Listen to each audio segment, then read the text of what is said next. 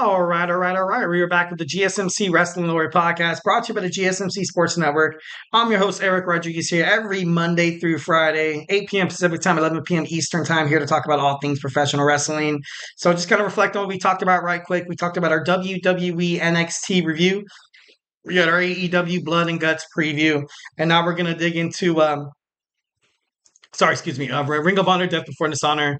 I got a chat right here from my man, CW McDonald. Do you think there's surprises and returns that we see at SummerSlam and on Raw and on SmackDown, the build up towards SummerSlam as well? To be honest, yeah, I think there is going to be, like you kind of mentioned before, and it was kind of mentioned brilliantly. I think, Alexa Bliss is going to be definitely one of those who is going to make their return. Roman Reigns as well would be, I've heard no rumors or news on Ricochet signing a contract with WWE, but it would be kind of poetic justice if the reason why Braun Breaker loses his shot at the Intercontinental Champion Sami Zayn is if Ricochet returns, screws over Braun Breaker, and Braun Breaker's like, to be honest, I think that would be, pretty well turmoil kind of thing. I know Asuka also injured, also ready to return. Charlotte Flair kind of lingering out there as well. Bobby Lashley, maybe with MVP, maybe the Hurt Business, make a statement. We also looking at Hikuleo. Hikuleo was signed by WWE from the New Japan Professional Wrestling. He's the younger brother of Tama Tonga and Tangaloa. Possibly he could be a reason why Solo Sikoa picks up the victory against Cody Rhodes on SummerSlam. But that's a big ass maybe right there. And also Becky Lynch. Becky Lynch she's not been seen from WWE for the longest time. Becky Lynch has had some bangers. She's had a lot of good memories on WWE SummerSlam. So honestly, just a lot of, definitely a lot of, possible returns.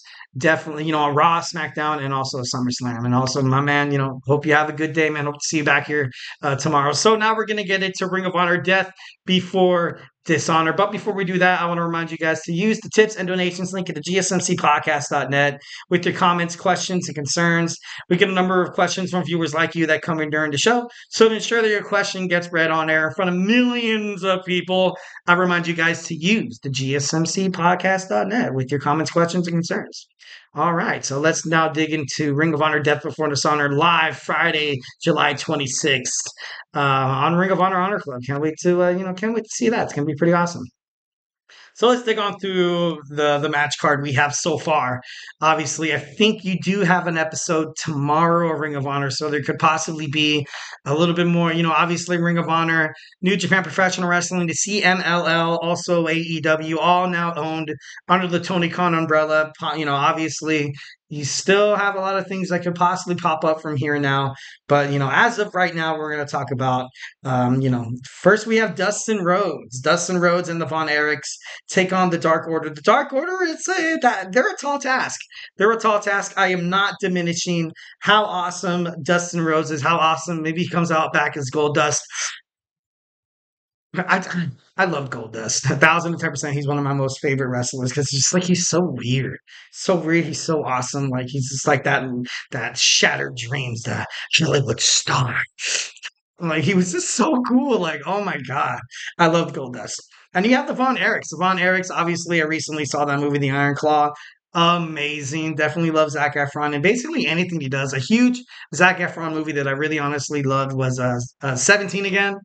Oh, absolute banger. I thought it was a great movie, great watch. But overall, to be honest, if I had to pick a winner out of this match, I love Dustin Rhodes. I love the name Von Erichs, but the Dark Order I think they have so much momentum right now. Be kind of crazy to kind of slow them down as of this point.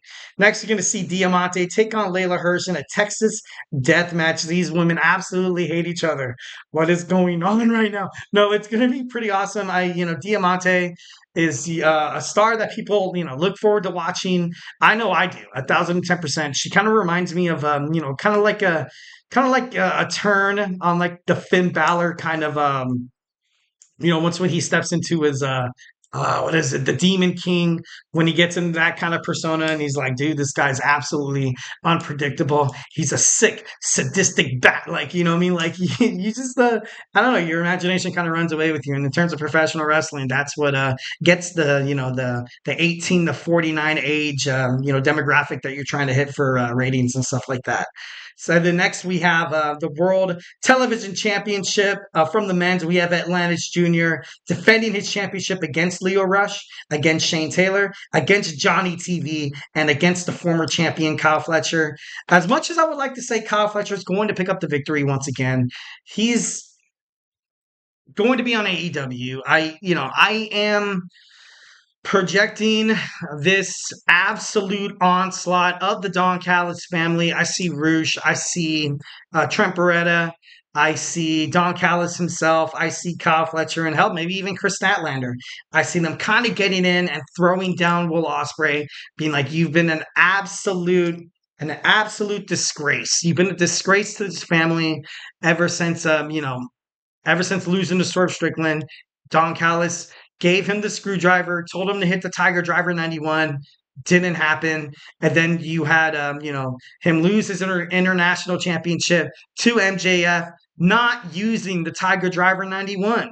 And it's to the point where I feel like Don Callis wants to bring out the evil in Will Ospreay, and Will Ospreay just he just feels heavily conflicted. It's to the point where, like, you think about that match 2 weeks ago on Dynamite, and you're like, you know what? Was Will Ospreay conflicted, or was MJF actually the better man? We'll never know, to be honest. I feel like it was a match, one of the best matches in the world. Dave Meltzer, they rated it, I think, a 5.5 out of 5 stars. Another 5-point star match for Will Ospreay, the aerial assassin, one of the best wrestlers in the professional wrestling industry. But, ultimately, I feel like you kind of had to give the title to MJF for one of two reasons. Obviously, MJF is better when he has a title around his waist. And secondly, I feel like Will Ospreay, for him to kind of move forward, he needs to kind of fight his demons in his closet, get rid of the Don Callis family, because so far it seems like everything that they've taught him, everything that they've kind of initiated in terms of Will Ospreay has been kind of cursed. So he's going to go out there, battle his demons. Definitely think he comes back bigger, better, stronger than ever. But, kind of crazy to see Will Ospreay having to start all the way from the bottom once again. So out of the match, I think overall you're going to see, I think Atlantis Jr., he retains. I think he retains this match. Shane Taylor, obviously, really, really good. Johnny TV, possibly could be a winner. The Ring of Honor World Television Championship on the CMLL brand as of right now. But, I think it could come back. But, we'll see what happens. All right, next we have Billie Starkz, the champion, taking on Red Velvet, for the Ring of Honor Women's Television Championship. Billie Starkz has been absolutely killing it. I think that she's been, from like a year ago or like a year and a half ago, she's obviously winning the tournament was huge for her career. Holding the title, absolutely being just that, oh man, like people turn on their TVs, they watch MIT, and they see Athena, and they're like, oh, okay, this girl's, high end. She's so almighty. Like, she's so cocky, conceited, self-centered. Can it get any worse? And of course, you have the Ring of Honor Women's World Television Champion, Billie Starkz, come in, and I love it. 1,010%. I think one of these girls will lose their championships at Death Before Dishonor, but I honestly don't think it's going to be Billie Starkz. I think Athena, and we'll get into that a bit more later, but I think Athena's held the title long enough to the point where, she gets a little jealous. She gets a little jealous that Billie Starkz holds on to the championship, creating maybe like a little, feud between the two. Obviously, or you could have both titles kind of switch hands, where now like MIT went from having 2 titles, and then Queen Aminata and also, Red Velvet, they're also part of a stable as well. So, a lot of different takes, a lot of different ways to kind of handle this storyline. But, overall, good TV. It's going to make for great TV. So, I think win or lose, whoever wins this match It's going to be great for the company, 1,010%. Next, we have the Ring of Honor Pure Championship. We have the defending champion Wheeler Yuta taking on Lee Moriarty. Wheeler Yuta, he's going to pick up the victory. Yuta is so far, he's ever since winning the Pure Championship, he's been absolutely electric. You can't really beat him. You can't really out wrestle him. You can't really he's just been within the wrestling industry for a pretty long time. He's learned the outs and ins. He knows how to, when he's tired, he knows a way to slow down the match that ultimately benefits him. He knows how to speed up his opponent's endurance and stamina to kind of play into his territory, which ultimately, he uses to his advantage. So, Wheeler Yuta, definitely one of the best professional wrestlers in the professional wrestling sector. So I think he comes out the victor on this one. Athena taking on Queen Aminata. Queen Aminata having a lot of momentum. Athena is not 1,010%. Absolutely not. For the Ring of Honor World Women's Champion. I don't think they're going to let Athena lose it so casually. I definitely think there's going to be interference. There's going to be a lot of action inside the ring. Maybe some interference. But overall, I think, it is time. It's been time. She has the record. She's been having the record. And if her injury actually isn't kayfabe to the point where maybe she does actually need a couple of months off, just to kind of rehab her injury so she comes back bigger, better, stronger than ever. This is probably the time to do it. Ring of Honor Death Before Dishonor has, the Death Before Dishonor brand, the name, the image and likeness of the pay-per-view has been prominent within Ring of Honor throughout their history. Obviously, we recently, kind of did something like that yesterday, talking about, Tuesdays today in wrestling history. I think this is a big pay-per-view for Ring of Honor. Definitely one of those pay-per-views, kind of like you saw on TNA Slammiversary, where this is like you can press the restart button. You can press the restart button. When you have new champions crowned, you can ultimately have more and more and more storylines, promotionals. You can also have more, superstars being brought up and stuff like that. This newly, accommodation of Tony Khan's AEW, Ring of Honor, the CMLL. It's big, and with that merger comes a lot of superstars, 1,010%. So I feel like this could possibly go either way. But if I had to put my money on it, I'm going 55. 45% being Athena, 55% being Queen Aminata. I don't know. It seems like it's time for a change. You know what I mean?